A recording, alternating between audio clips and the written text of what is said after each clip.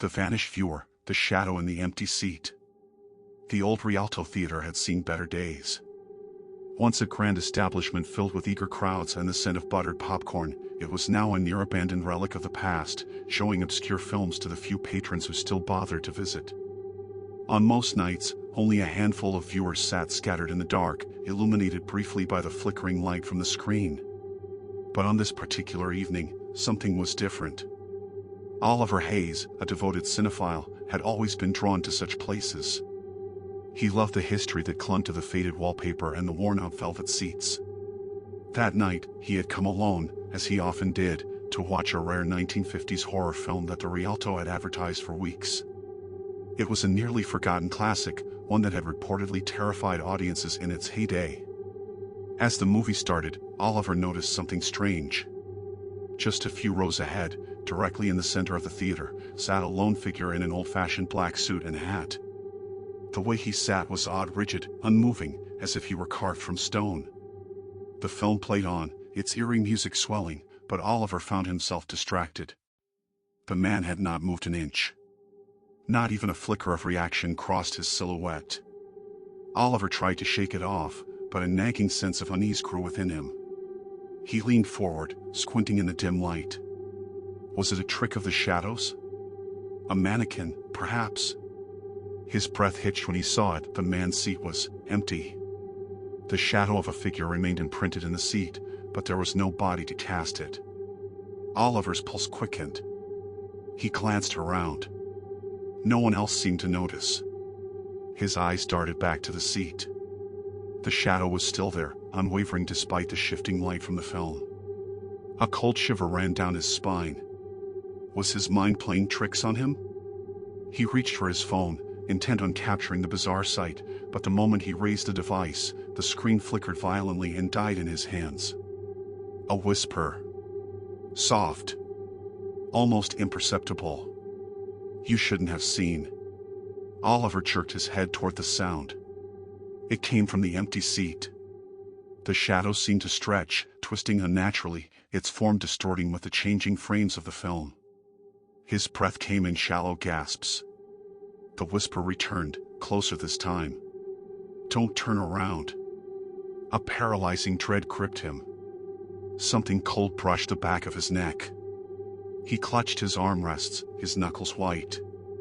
The film flickered, a scream sounding from the screen, yet it was drowned by a noise that came from behind him. A chair creaked. Slowly. Deliberately. Oliver couldn't move. His entire body was locked in terror. The whisper came again, now at his ear, breathless and wrong. Your seat will be empty next. Darkness swallowed him whole. The next morning, the Rialto's manager found Oliver's seat empty. His belongings remained, his coat draped over the backrest, his half-eaten popcorn in the cup holder. But he was gone, without a trace. The theater remained open, the film playing as scheduled the next night. And in the same row, in the same seat, a shadow sat where no one should have been. Days passed, and rumors about Oliver's disappearance spread. The few regular patrons of the Rialto spoke in hushed voices, reluctant to meet each other's eyes when passing his usual seat. A week later, another visitor, a woman named Lydia, came to see the same old film, drawn in by a morbid curiosity about the missing man. She picked a seat near where Oliver had sat, telling herself she didn't believe in the ghost stories floating around. The film started, the same eerie tones filling the darkened theater. As the first scene played, she noticed something movement in the row ahead. A shadow. It wasn't cast by anyone sitting there. Lydia's breath caught in her throat. She tried to dismiss it as a trick of the light, but then the shadow turned.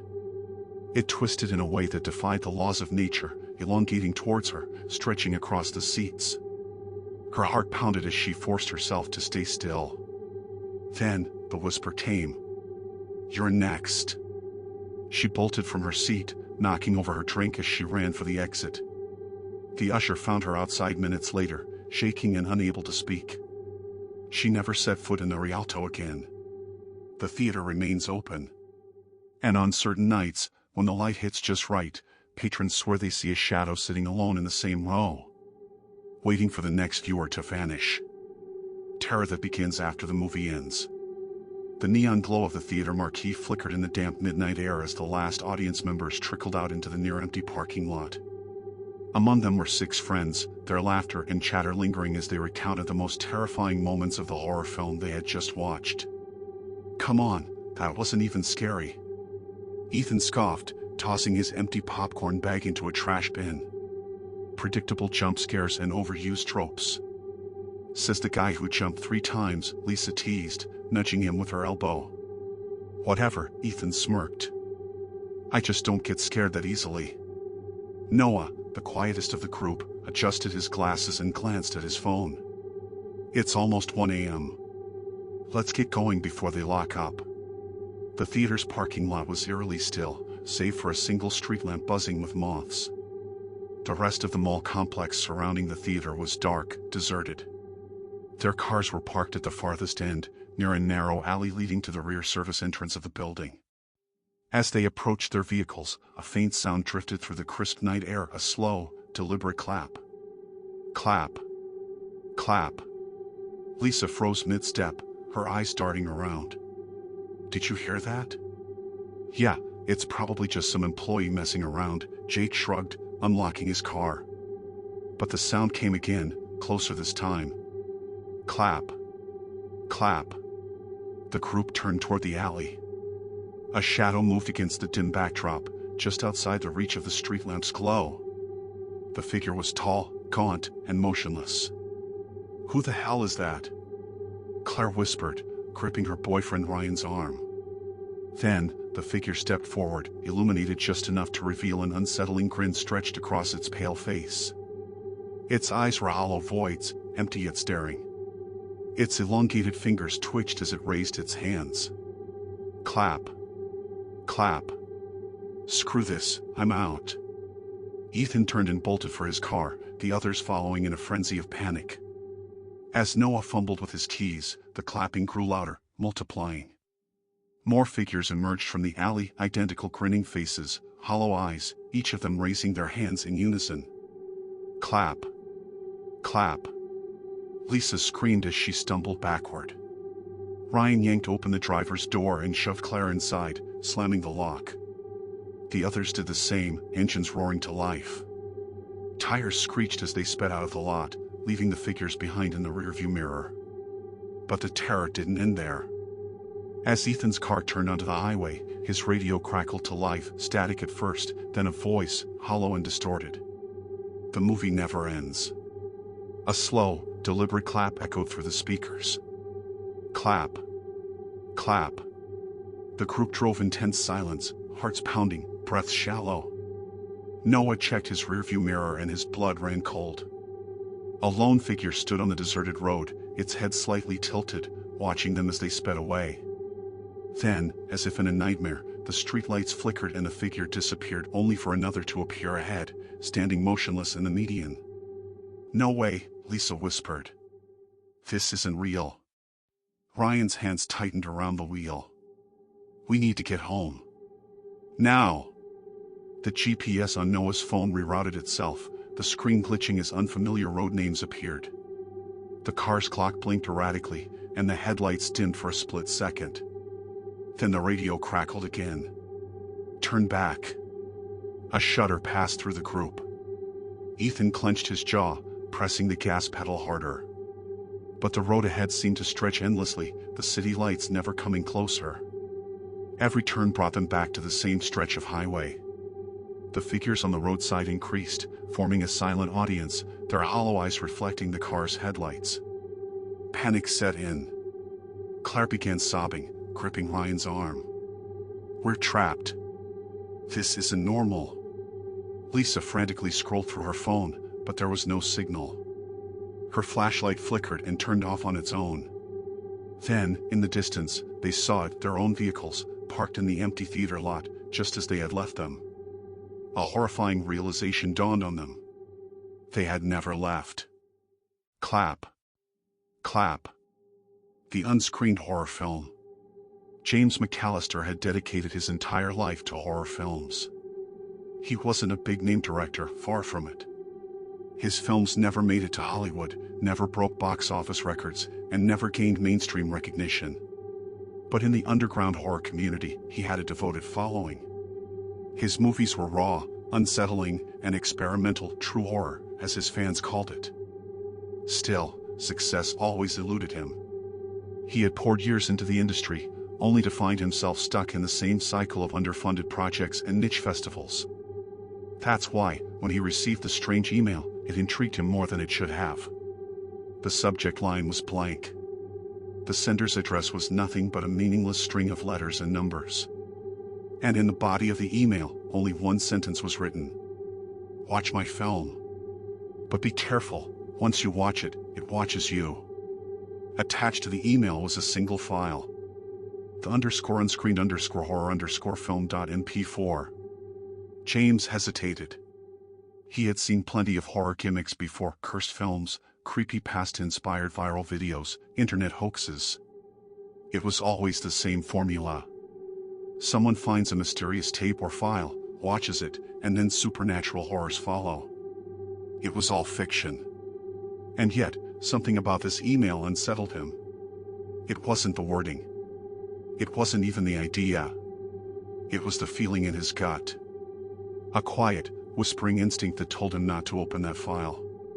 But James had spent his entire career chasing fear. Real fear. That's what made his films different. He didn't just create horror, he studied it. And now, staring at the mysterious file on his screen, he had the chance to experience a new kind of fear firsthand. With a smirk, he clicked play. The film opened in total silence.